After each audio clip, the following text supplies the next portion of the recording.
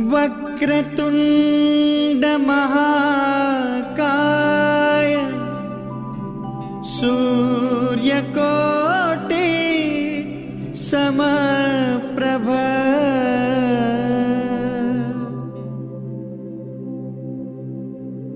नमस्कार, मैं आप लोगों का बहुत बहुत स्वागत करता हूं अपने चैनल पे।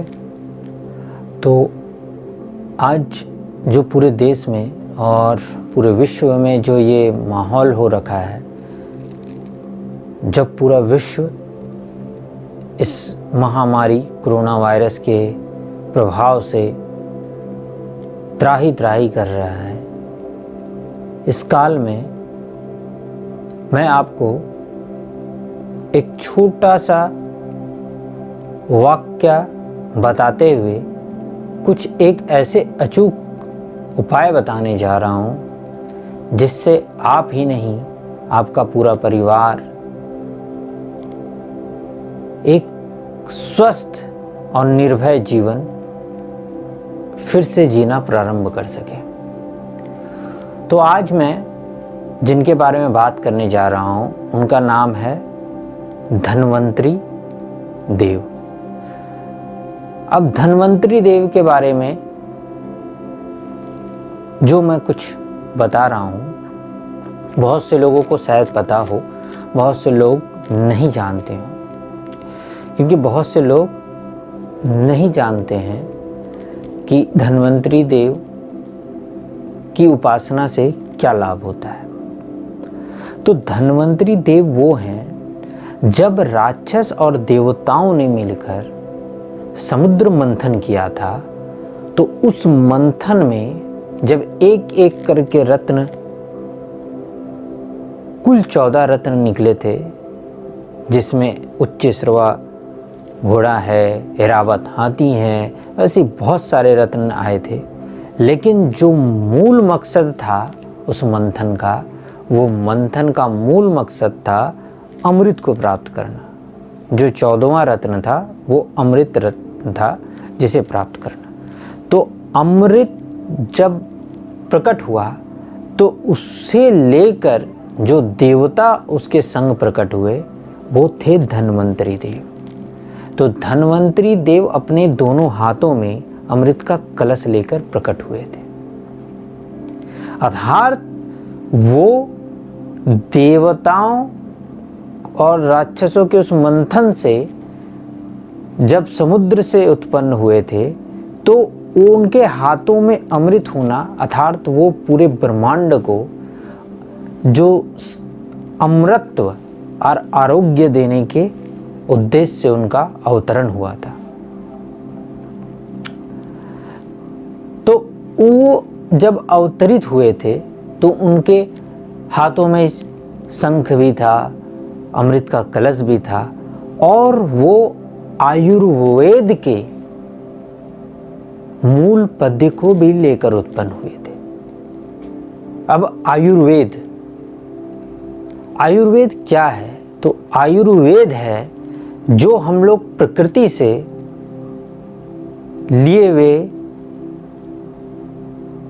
सीधे तत्व को अपने शरीर में उपयोग करके, बाहरी या आंतरिक रूप से उपयोग करके विभिन्न रोगों का जो उपचार करते हैं उसे आयुर्वेद कहते हैं। और वो आयुर्वेद प्राचीन काल से चला आ रहा है।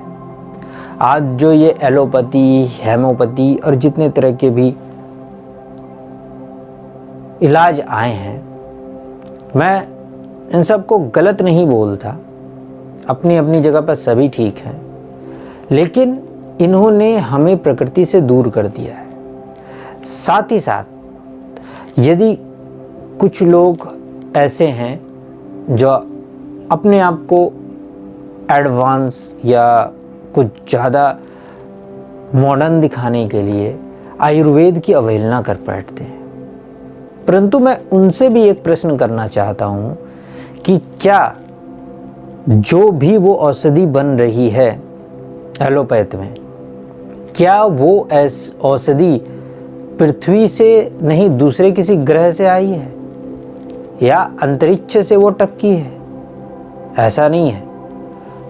उनमें भी पृथ्वी के ही तत्व और उन्हीं औषधियों को जो आयुर्वेद में हैं के अलग अलग भाग को एक साथ मिश्रित करके उस औषधि को एक टैबलेट के रूप में या एक कैप्सूल के रूप में या एक सुई के रूप में बना दिया जाता है, जिससे कि वो आप सीधे रूप से अपने शरीर में ले सकें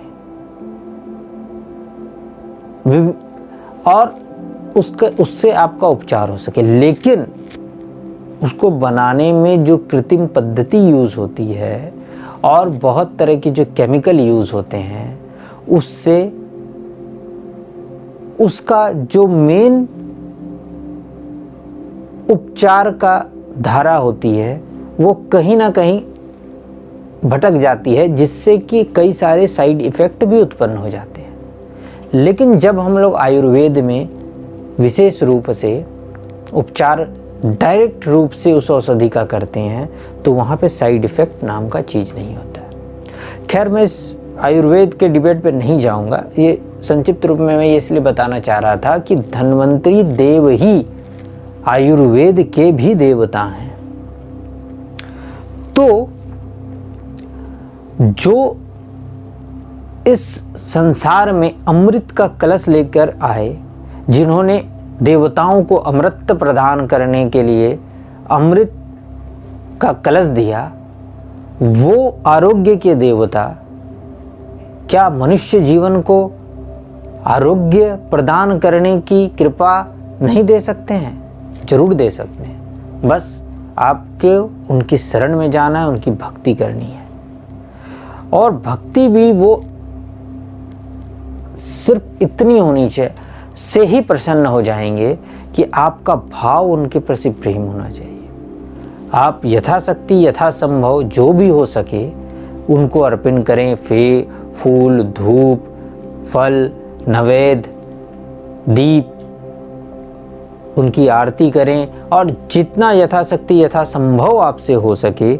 आजकल इंटरनेट का ज़माना है तो आप उनके पूरे पूजन की सामग्री की व्यवस्था भी वहाँ से देख सकते हैं। आप चाहेंगे तो कमेंट में लिखें, मैं भी उनके पूजन की विस्तृत पद्धति आपको बता दूंगा। तो ये सारी चीज़ें आप कर सकते हैं। और अगर इन सब के करने के साथ साथ आप और एक उपाय करें तो ये उपाय बहुत ही फलकारी है। मैं जो बताने जा रहा हूँ कि आप धन्वंतरी देव की एक मूर्ति अगर आपको हो सके कहीं, यदि ना हो सके तो आप उनकी एक तस्वीर, मार्केट में भी आपको नहीं मिल रही है तो इंटरनेट से भी आप उसे डाउनलोड कर सकते हैं, करके उसे प्रिंट आउट करवा लें। उसके बाद उनकी तस्वीर आपके घर का ईशान कोण जैसा हो उस हिसाब से उसी नाप की तस्वीर, उतनी ही बड़ी तस्वीर उनकी लें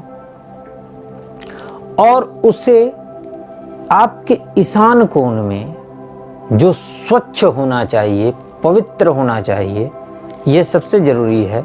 यदि किसी का ईशान कोण दूषित है तब तो उसका वास्तु में ही दिक्कत है। इससे रिलेटेड मैं भी अपनी दूसरी वीडियो में बता चुका हूँ, वो आप देख लेंगे तो आपको क्लियर हो जाएगा। लेकिन आपके ईशान कोण अगर स्वच्छ है, शुद्ध है, तो वहाँ पे गंगा जल छीट के आप अपनी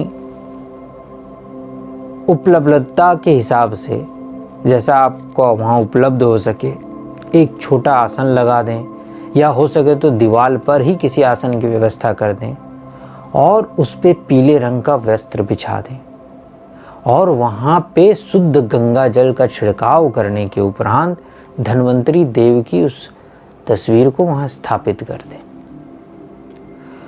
उसके बाद एक चांदी का कलश आपकी यथाशक्ति यथासंभव के हिसाब से बनवा लें, या यदि कलश नहीं हो पा रहा है चांदी का तो कांच का कलश बनवा लें। लेकिन याद रखें कलश होना चाहिए।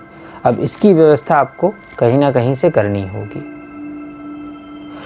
उस कलश में आप शुद्ध गंगा जल, कहीं से भी शुद्ध गंगा जल की व्यवस्था कर लें और उस कलश को भर के रख दें। साथ ही साथ उस कलश में ढक्कन भी होना चाहिए। अर्थात वो खुला ना होना चाहिए, और उस गंगा जल को उसमें रखने के उपरांत उसे ढक दें।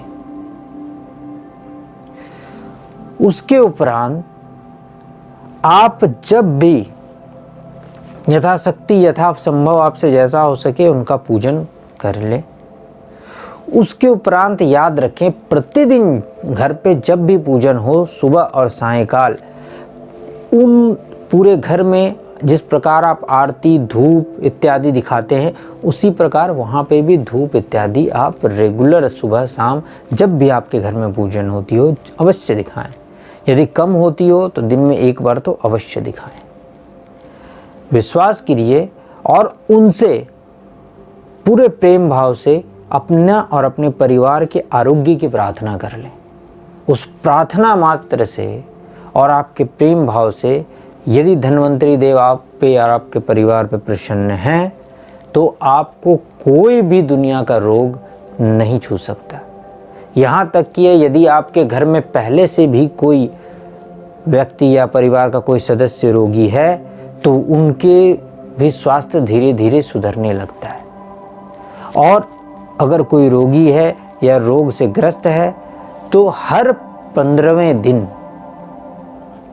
अर्थात शुक्ल पक्ष से लेकर 15वें दिन पूर्णिमा के दिन उस जल को पूरे घर पे छिड़काव करने के उपरांत बचे हुए जल को उस रोगी व्यक्ति को शुद्ध जल के साथ मिलाकर पिला दे।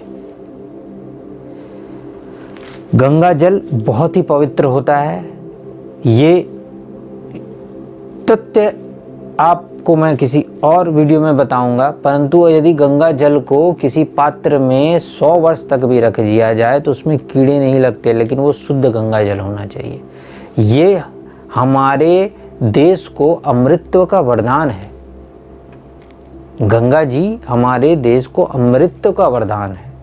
फिर भी आपको यदि किसी तरह की भी उस जल को पीने में थोड़ी सी संकोच हो तो आप जब भी उस जल को रखें तो पहले आप अपनी उसे हल्का सा जो हो सकता है शुद्ध सादे कपड़े के साथ उसकी मिट्टी को छान लें।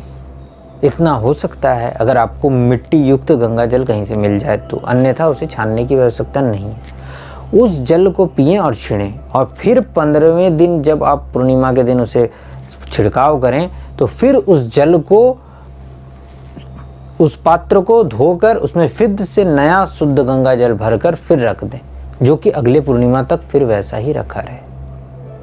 इतना करने मात्र से और आपका प्रेम भाव और धन्वंतरी देव के प्रेम पूर्वक प्रणाम कर उनसे प्रार्थना करें कि हे धन्वंतरी देव, मुझे और मेरे परिवार को आरोग्य प्रदान कीजिएगा, और उनके आशीर्वाद से आपका पूरा परिवार और पूरा समाज आरोग्यवान होगा, और हमारा देश जो इस समय संकट में जूझ रहा है उससे भी हमारे देश को भी शांति मिलेगी। साथ ही साथ सरकार के बने नियमों का भी पालन अवश्य करें। इतना करने से आपको क्या लाभ हुआ ये मुझे आप कमेंट सेक्शन में ज़रूर बताएं। तो इस वीडियो पे बस इतना ही। आगे की वीडियो पे फिर मिलता हूँ, तब तक के लिए नमस्कार।